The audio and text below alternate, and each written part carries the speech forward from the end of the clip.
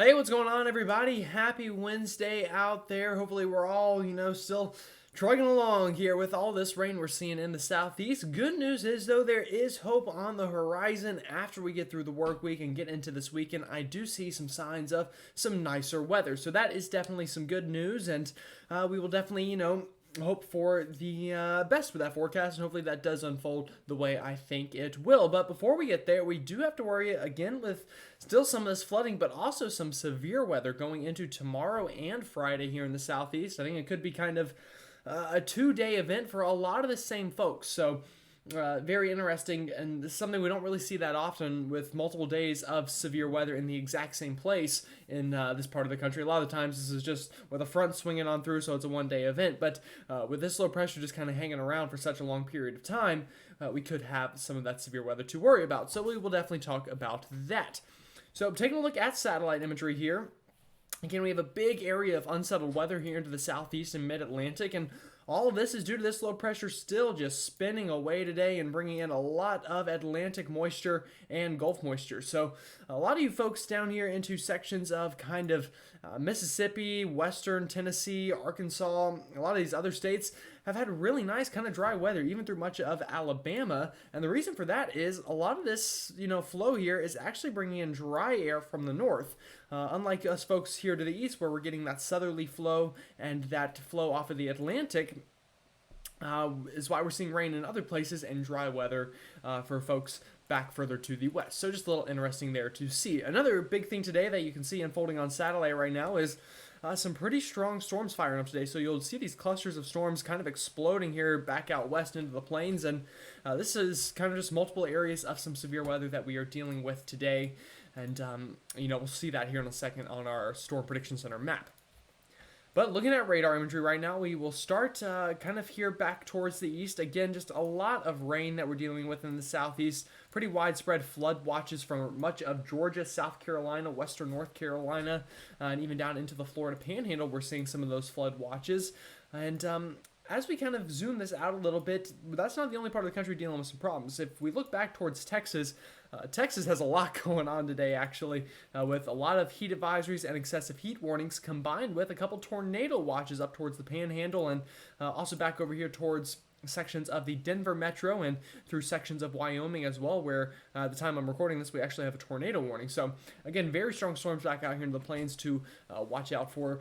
And I know I don't really have that many followers from this part of the country, so I don't discuss this area too much. But if you do happen to be watching from any of these tornado watches, definitely make sure you are staying safe. And definitely same thing here for this excessive heat warning and heat advisories down into Texas, which we've been talking about for the past couple of days.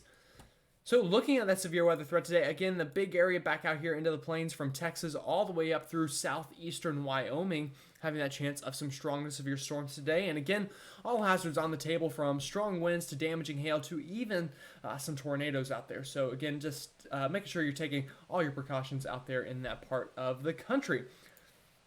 Now, as we move this into tomorrow, this is whenever I think we get, a severe weather threat for some new folks down here to the southeast. And right now, the Storm Prediction Center only has a marginal risk, but I could very easily see this getting bumped up to a slight risk tomorrow morning, and maybe even an enhanced risk for some folks once we get into tomorrow afternoon. But really, I think a slight risk is just about all but guaranteed at this point as we go into tomorrow for the chance of some damaging winds and isolated tornadoes here into the eastern Carolinas and potentially even extreme southeastern Virginia. But I really think here into the eastern Carolinas is where we're really going to see that threat for some strong to severe storms. Now, tomorrow we also will still have the chance of some of that flooding to watch out for, so a big slight risk here for really most of the Carolinas in general as this low pressure continues to work its way on through, and luckily it will shift a bit further to the east tomorrow, so sections of the western Carolinas who have been just getting pummeled with that rain recently should get a bit more of a break tomorrow compared to today, where we've seen really just steady rainfall for a lot of folks that way. So taking a look at future radar here with our NAM model, or our North American model. Again, as we go into this evening, still expect this scattered rain and storms to continue over much of the southeast. And as we get into the overnight hours, that general idea will continue. Now, once we get into tomorrow morning, expect another flare up of some of these showers and storms as this low pressure really begins to work in through South Carolina. So, again, pretty widespread rain tomorrow morning for upstate South Carolina, western North Carolina, eastern Tennessee, and North Georgia.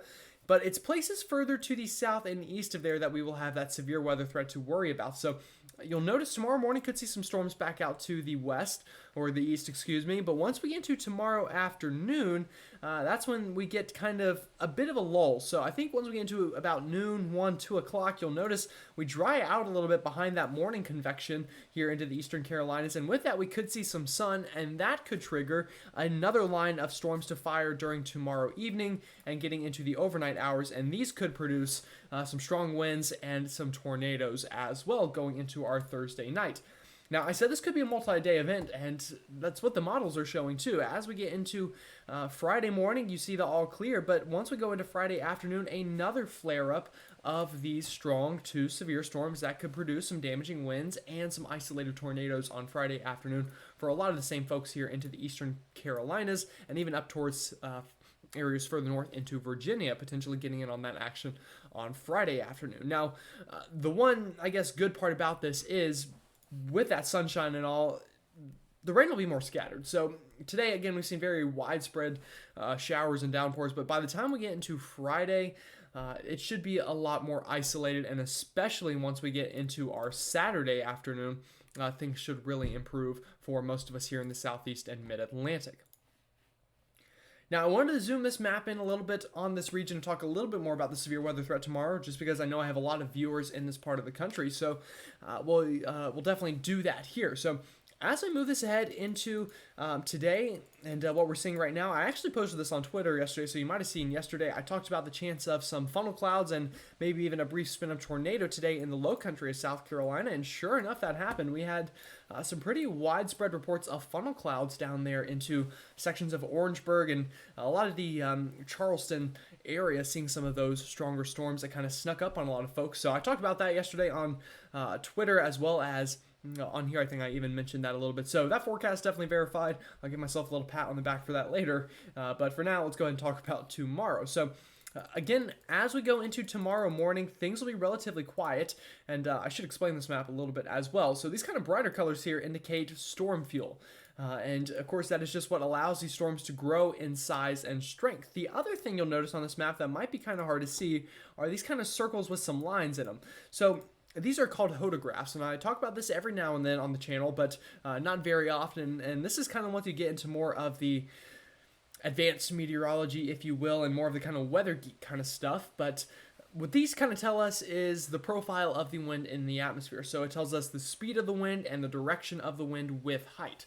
So to get tornadoes, what you want to see is a change in wind speed or direction or both with height. So kind of the way that a hodograph will show that is kind of with this general shape or this kind of curved shape.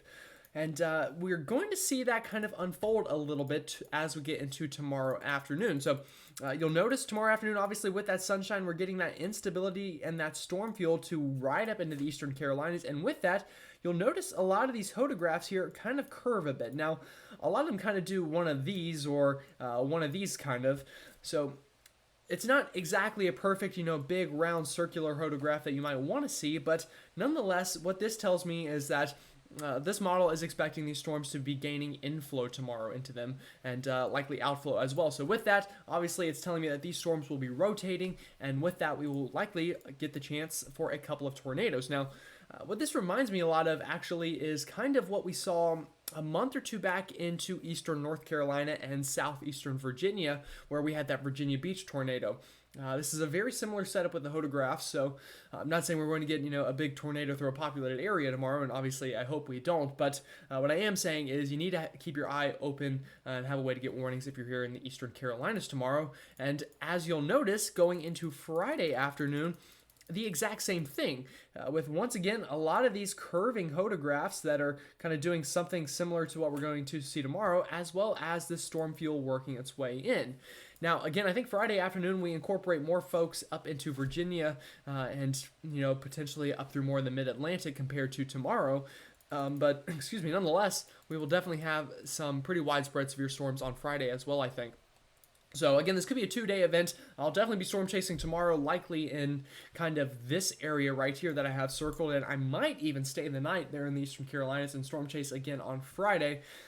Nothing set in stone there for that, but it is definitely something I'm considering and I will think about as we get into tomorrow. But I'll definitely be storm chasing tomorrow, which likely means no video, unfortunately. But I'll definitely make sure to keep you updated on Twitter. So if you follow me on Twitter, definitely, I'll keep you plenty updated there. And if you want to find a way to find my Twitter, that is linked in the description of this video. And really, it's linked on every video and all over my YouTube channel page. So it shouldn't be too hard to find.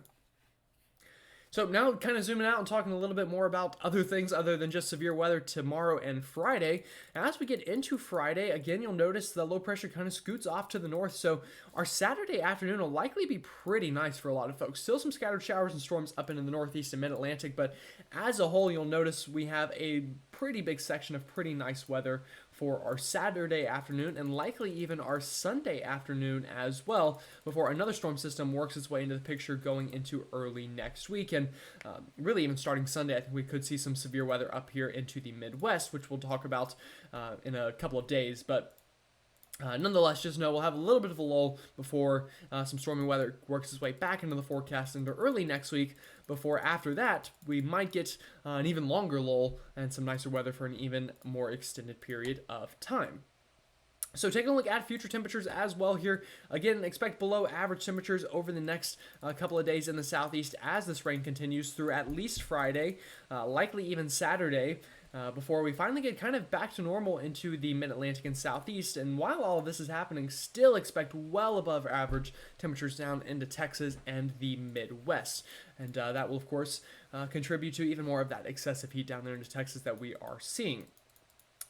Again, as we go into early next week, we'll get that cold front to sweep on through. That will keep things, again, cooler for a little bit before I think going later into next week, we get a little bit more to average after that cold front sweeps on through.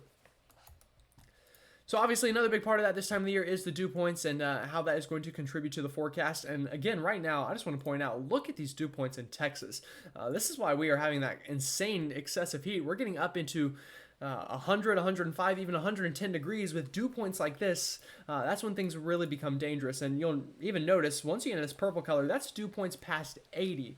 And that combined with the temperature, the wet bulb is at, quite frankly, a very dangerous level. And this is something I actually learned a lot about this past semester, is the wet bulb and how that kind of can influence how that affects your body and, the way that we exist as humans. And I'll tell you, this is really not good for you folks in Texas. So really make sure you're staying hydrated. And if you're in a place that does not have air conditioning, try to find somewhere that does, because really it's just downright dangerous for a lot of folks out there.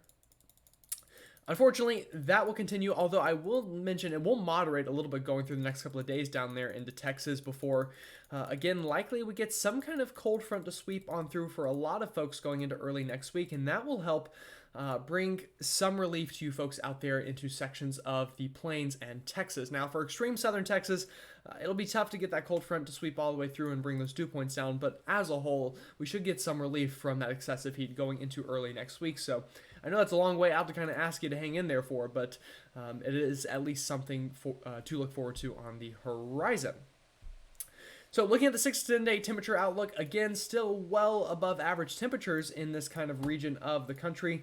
Sorry, I think I just hit a weird button there.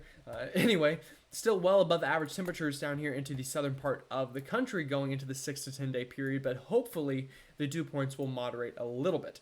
Now, as for us folks back out here into the east, the weirdly cool June will continue on, and this goes all the way into July 1st, so I'll be very interested to see how this June stacks up to others in terms of our average high temperature, because we've had multiple days now only getting up to about 70 into much of the Carolinas and the southeast. And that will definitely bring our averages down a lot. So that will definitely be interesting to see. But nonetheless, just expect a lot more of the same in the next 6 to 10 days. And same thing for the precipitation outlook. Dry down here into the southern plains and quite wet up into the mid-Atlantic and northeast. So, one thing I didn't mention in today's video was the tropics. I kind of honestly just forgot to pull it up, but the good news is I'm not really expecting any major impacts for the continental U.S. over at least the next week or two. Now, if you're down there into the Lesser Antilles, do expect some tropical storm conditions as Tropical Storm Brett continues to strengthen a little bit and has a chance to quickly touch hurricane status. But again, I don't expect anything too out of this world for you folks in the Lesser Antilles going into this weekend. Just kind of some, definitely heavy rain and some gusty winds. But likely the Caribbean Sea will rip Brett up pretty quickly. And that invest behind Brett, again, could cause some problems down the road, but I'll, again, keep you updated on Twitter about that one. But the good news is here, at least in the continental United States, we have plenty of time to track that one. So with that said, again, just want to remind you, I won't have a video out tomorrow. I will be storm chasing out into the Eastern Carolinas, and very well could be doing the same on Friday. So I will definitely let you know what the plan is there once we get there. With that said, though, I hope you are staying dry out there and have a great rest of your Wednesday, and I will see you all next time.